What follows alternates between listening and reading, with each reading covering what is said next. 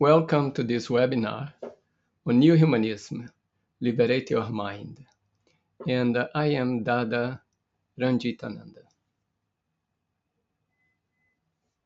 Today's presentation will be in two parts. The first one is the presentation itself, and it will take about half an hour. And then there will be time for questions and answers. You can use the chat window for your questions.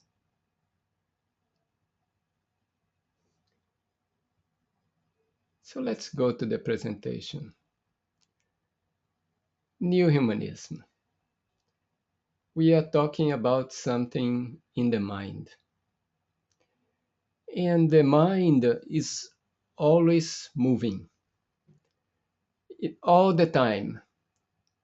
So there is a constant psychic movement. There are different ways of psychic movement. The first that I will mention here is sentiment. You like something, and then you go after it. You allow your mind to run after that thing, that object, or whatever that you like. That's sentiment. Just like it, run after it. There is a second way of psychic movement, and that is when you use discrimination. Use your conscience.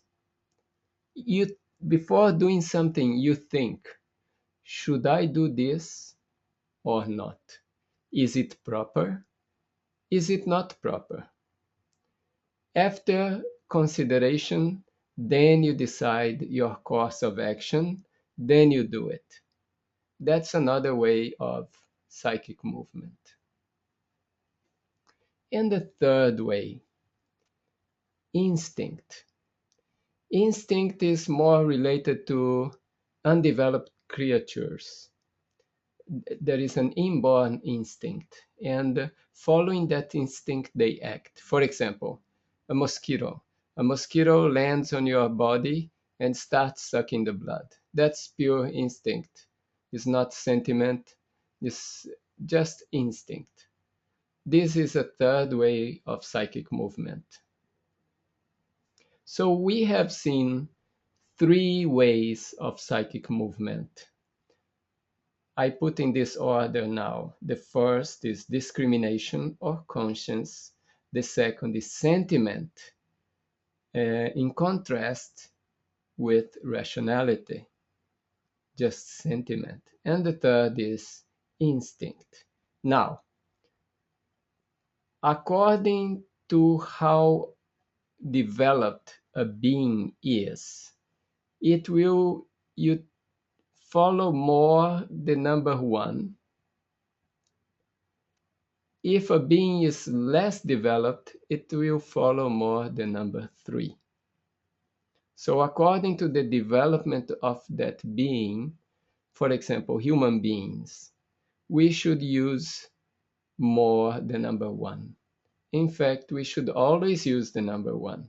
We should do something after we discriminate, after we think, after we decide if that is a proper thing to do or not. If we can do that, so many problems will be avoided. You know, we see, for example, just a few days ago, I saw a politician in the US. He was even considered to be a president, I mean, to be a candidate for president. But what he did, he just utilized money from his campaign to buy some luxury goods, material objects. Now that came up, and he is condemned. He has to serve some time in jail, and his career is finished. If he had thought a little bit more before doing that action, if he had used his conscience before doing that action, that situation could have been avoided. So psychic movement is very important. It's happening all the time. Now we have to control it. And that is part of Neo-Humanism. How to control our psychic movement. If we do not use discrimination, if we go for the sentiments, because human beings, we are more psychic than physical. Everything is in our mind. So the sentiments can influence us very much. So if we just like something, we don't use our discrimination, we are following a very risky path. And there are different types of sentiment. If we allow our mind to flow towards a territory, for example, I love my land and I will do everything to develop my land. That is what we call a geo-sentiment. It's a sentiment when the mind flows towards a geographical area, a territory. And many theories in the world have been created based on this geo-sentiment. Sometimes is a geo-religious sentiment. So some people will say that if they will take a bath at a certain time in a certain place, they will be free from all their sins, or their mind will be free. Okay, now what happens? Everybody wants to take their bath in that same place at the same time. So that can create problems, conflicts. And it could be also a geo-economic. I do everything for my, let's say, town or my state, and I do not develop the other ones. So it's a geo-economic, geopolitical. I'm a politician and I say, I will do everything for our town, for our neighborhood. So all these are geo-sentiments. So what is geo-sentiment? When our love is limited to a geographical location. So as you can see, it's a very small, limited sentiment, this geo-sentiment.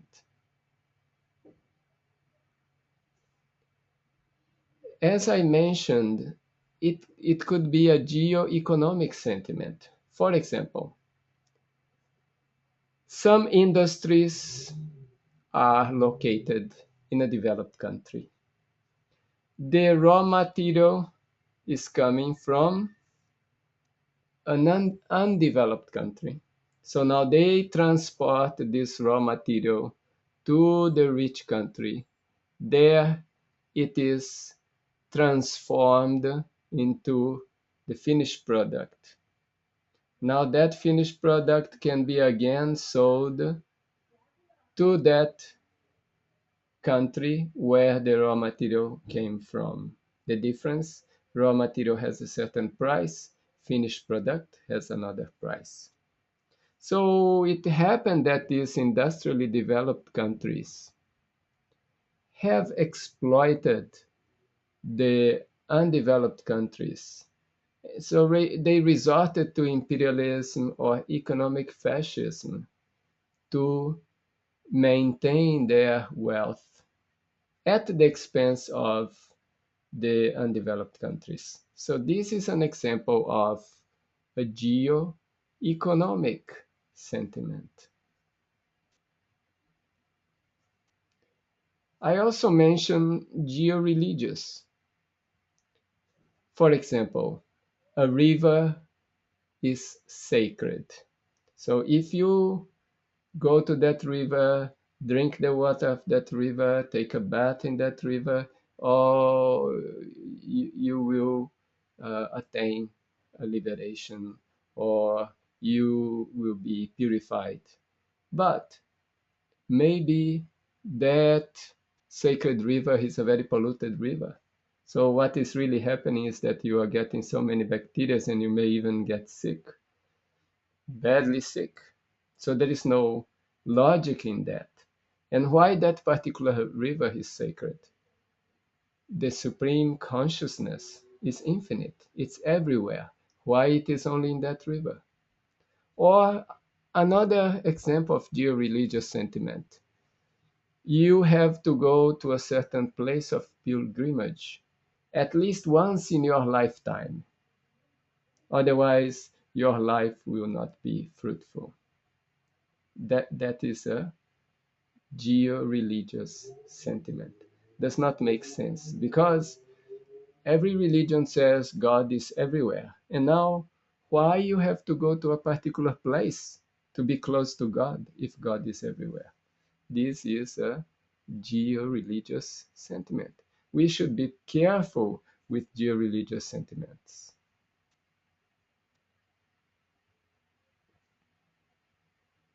In fact, geo-sentiment is a threat to the inner asset of humanity.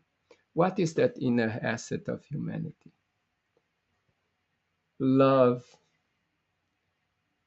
Love without boundaries. But geo-sentiment puts a boundary in your love. It limits your love. So geo-sentiment is a threat to humanity as a whole. So what is this sentiment? Geo-sentiment. Geo comes from geographical location. Where, in which place this sentiment happens? It happens where people do not follow the path of rationality. People are guided by dogmas, by ideas that make no sense. There, geo-sentiment can flourish. And it's a very cheap sentiment. It should be eliminated, this geo-sentiment. It could be a geo-socialism, geopolitics, national socialism. All these confine people in a location, separate people from other people. And what's the result? Violence, wars, conflicts.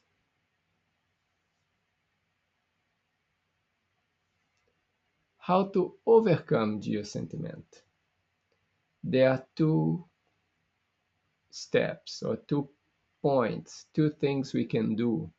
One is develop rationalistic mentality. And number 2, study. If you study, if you know more, limited ideas will have more difficulty to enter your mind because your mind will be more expanded and these limited ideas will be not accepted. So it's very important that we study, that we increase our knowledge, and that we understand things more rationally. If something doesn't make sense, we don't need to accept it just because somebody else is telling. Many religions are based on geo-sentiment. But if we think rationally, we can overcome them. All right, that much for geo-sentiment. Now we are going to pass to another sentiment. This sentiment is called social sentiment. Social is related to group. This sentiment is related to a group and not to a geographical location. And you can see that this sentiment can be more expanded than geo-sentiment. Means that group could be in different geographical locations, and that sentiment can embrace that whole group. So we can think, yes, social sentiment then is a better sentiment than geo-sentiment.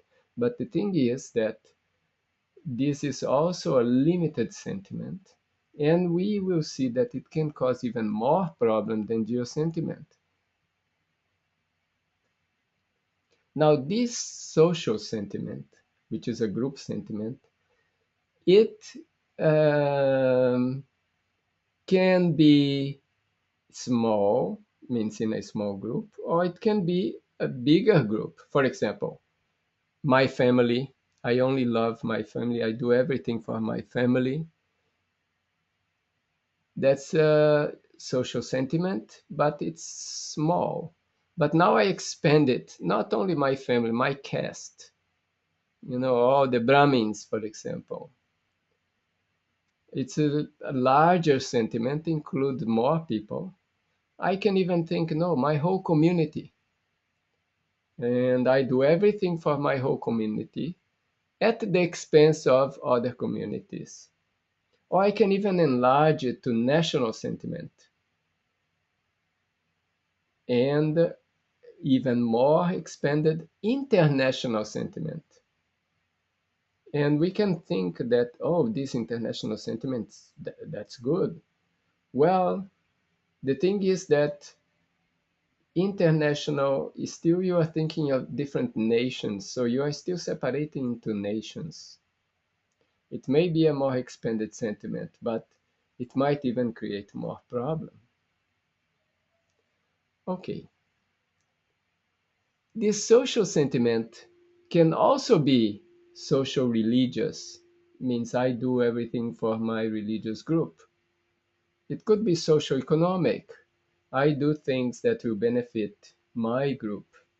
Could be social political. My group dominates the political scene. It is all based on selfish interest.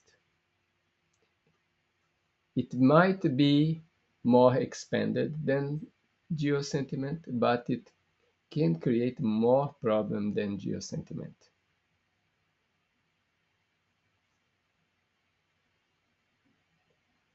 So social sentiment is the sentiment related to group.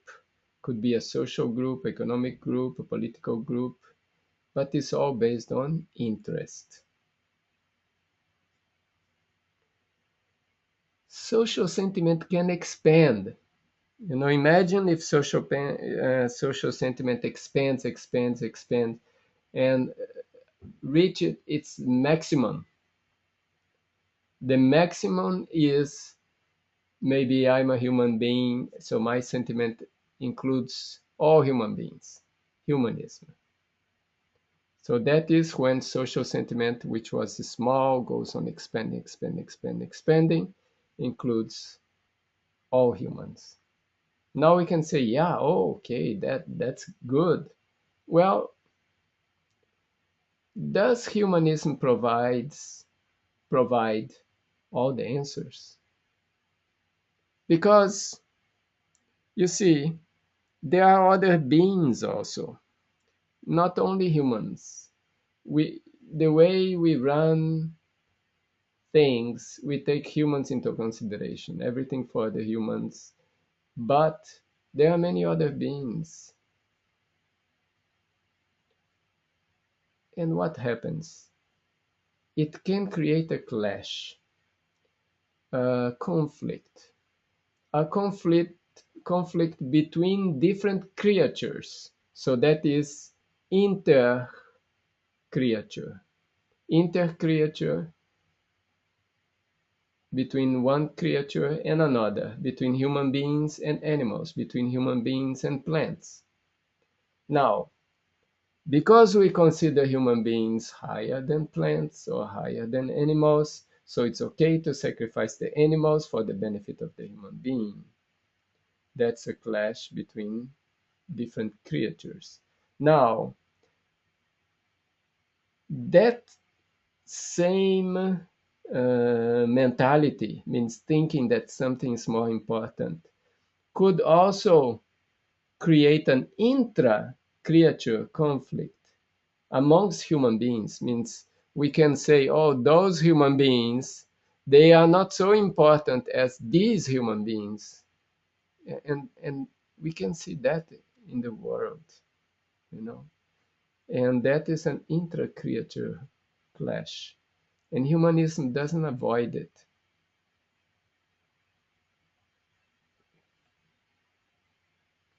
Some examples of intra-human conflict. Sometimes there is some humanitarian actions, and like the US is donating a lot of rice to Haiti, either donating or giving at a very low price. Oh, that's great. That's really humanitarian. But now what's happening with the local production? Local production finished because they cannot compete. Who will buy them for a higher price than they can get the so-called humanitarian rice? So how other ways this intra-human conflict happens? Some ideas are injected in the minds of other people. Like we can say that their religion is primitive, our religion is better, so they should adopt our religion. And their medicine man or their shaman is, is, let's say, inspired by the devil, so we should ignore it. So that destroys the basis of that culture, the originality of that culture. And others, should a reformist strategy, means we say, well, yeah, we are going to change and never change? Or should a humanistic strategy, means we say something as if it's in the name of humanism, but actually is for economic interest or some other interest? So social sentiment can go from minimitis to maximitis, means the smallest to the biggest. And the difference is only in the radius. One includes less people, the other includes more people. Now, the point is that they are based on the same psychology, either the small one or the big one. And we can even say that both are kind of a mental disease. You know, it's a mental disease that you exclude others, and that you justify that you can do something to others that you will not do to those that you feel connected to. And that is social sentiments, a very dangerous sentiment. And even people with good intentions, even spiritualists, they may suffer from this social sentiment. And they will be blinded by the social sentiment, and they can act in such a ways that do not make sense, that rationally do not make sense. And that's about social sentiment. Now we need also to overcome this social sentiment. How to do it? Here also we have 2 points. One, we need to develop what is called a proto-spiritualistic mentality. What is a spiritualistic mentality? A spiritualistic mentality would be that we are all connected. We are all coming from that same infinite cosmic consciousness, cosmic entity.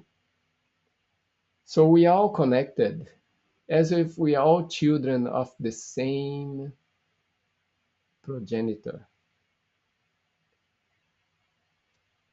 And the other is a principle of social equality, which is basically the same thing, is that we all love our life. Each one loves his or her life. We are all human beings. We are all important. If we can develop this kind of mentality of social equality, connected or added and add a spiritualistic approach. We say proto because it's like not really established in the spirituality, but having that mentality, at least thinking in that way. If we do this, we could overcome social sentiment. It is not easy to overcome social sentiment. Even sometimes we think, oh, I don't have social sentiment. Well, it may happen that in the moment when everything is going okay, you don't have that sentiment. But when things become difficult, stressy, situations become critical, and conflicts arise, then we discover that, oh, there is some social sentiment in me. So it takes a lot of effort to overcome social sentiment, more than it takes to overcome geo-sentiment.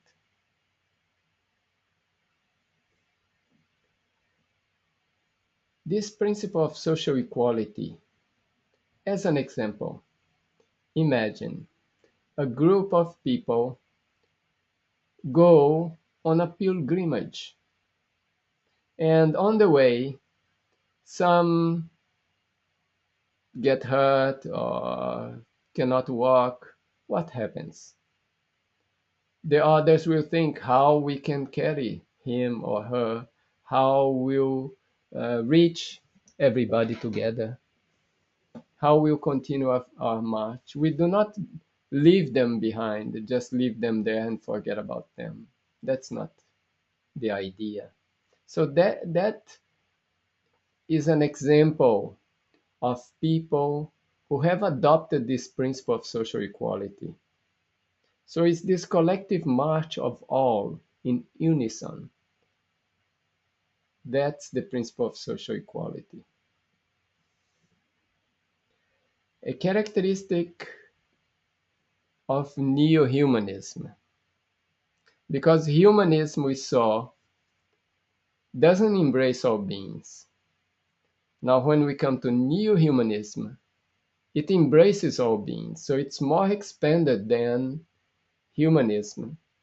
It doesn't create barriers amongst different beings, different individuals. It creates a balance between physical existence, psychic existence, and it brings the mind to the threshold of spirituality. Because neo-humanism is expanding the mind, is when your love is growing to include everything and everyone. That expansion brings us close to spirituality, because spirituality is when the mind is moving towards the infinite.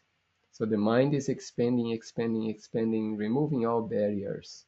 So new humanism is a must for somebody who is following a true spiritual path. You know, if in that spiritual practice there is discrimination between people, that's not the neo-humanism. Then that practice is defective. Because eventually, if somebody is expanding the mind, one has to become a new humanist to really connect or to really attain a spiritual elevation. So neo-humanism is an expansion of humanism, and this humanism becomes universal.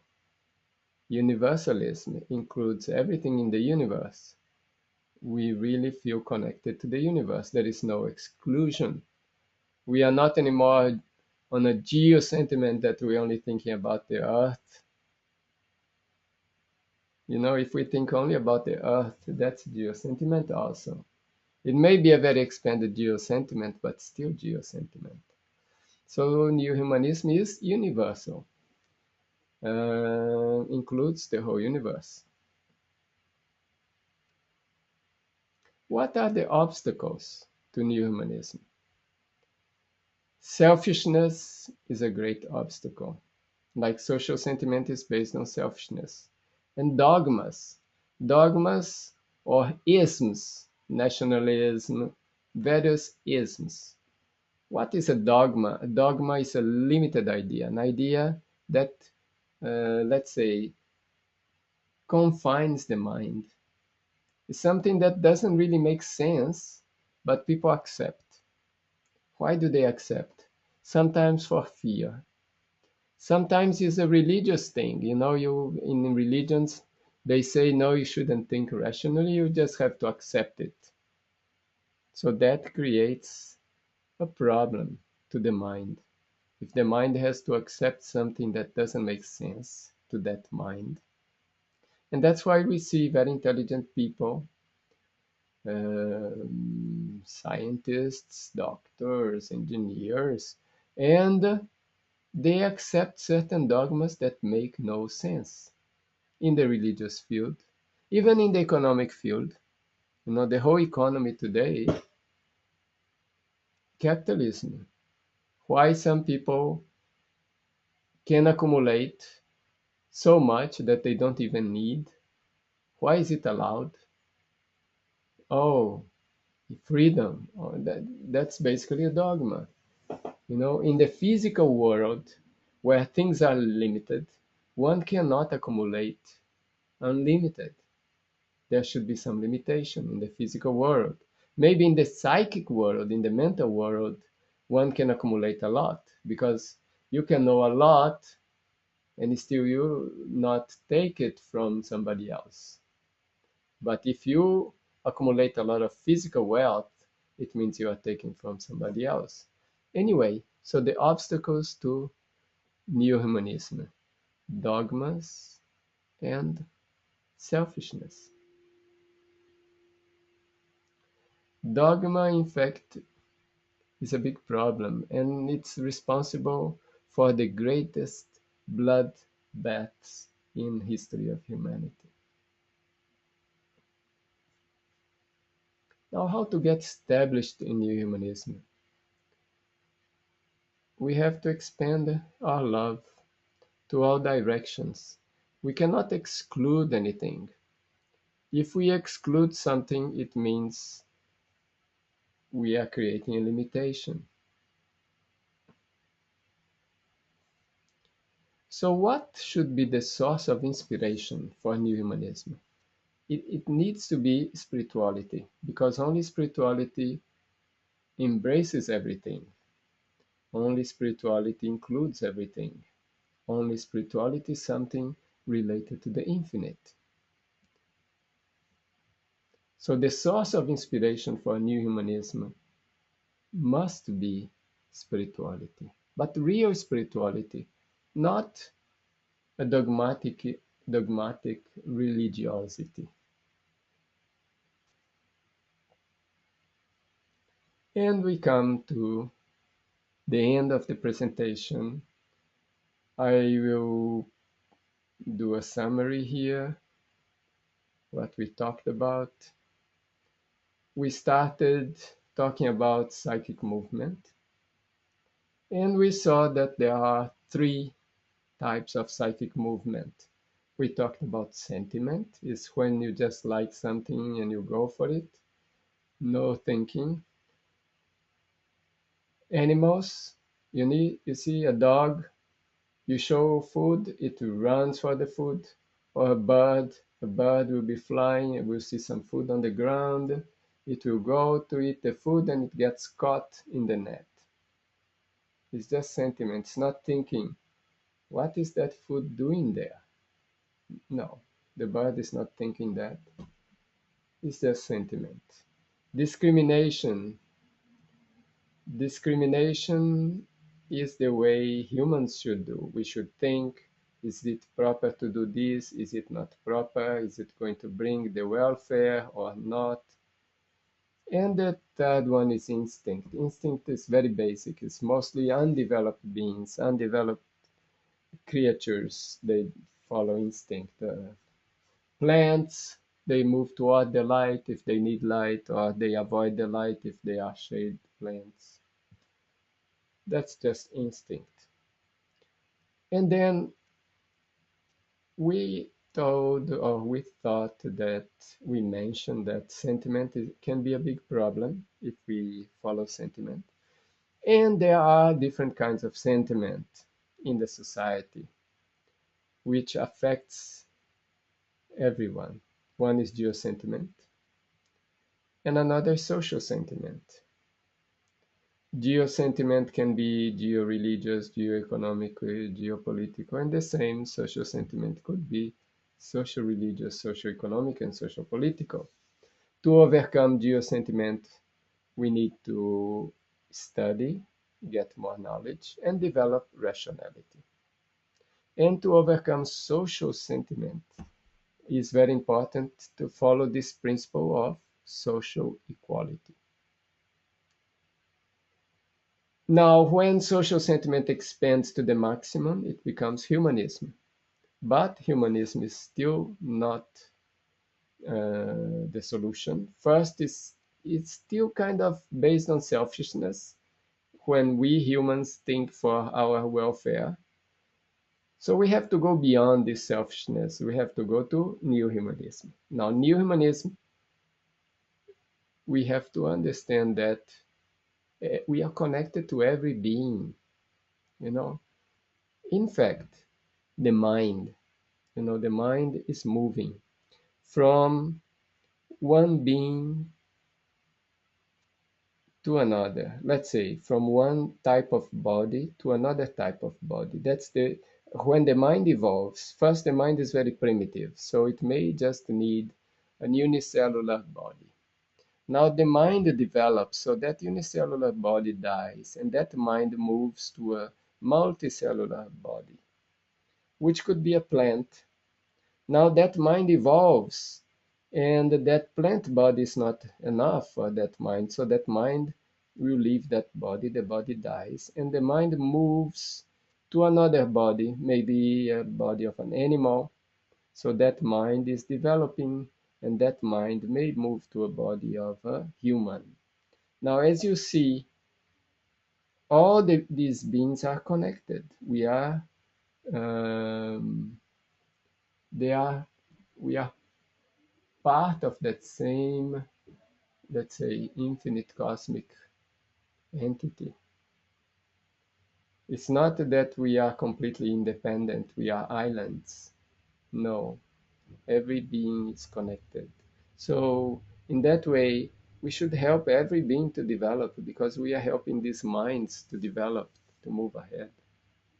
We should think of all the animate and inanimate beings, how they can develop. And that's new humanism. And this new humanism can change the economics, the religion, the politics. So it's very important that we become new humanists. And sometimes we think, oh, I'm a new humanist because I like everybody, I include everybody, I love everybody. Yeah, sometimes intellectually it can be, but when we'll be under pressure, different sentiments will come up. So new humanism comes when we really develop our spiritual part. So it needs some spiritual practice to become a new humanist. All right, so that's the summary. And now I would like to give you time for questions.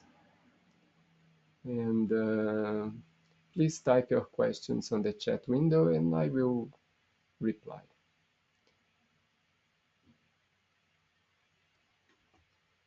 And thank you for attending this webinar.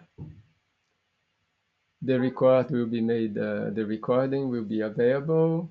I didn't include the questions and answers, but the whole presentation is in this recording. Thank you.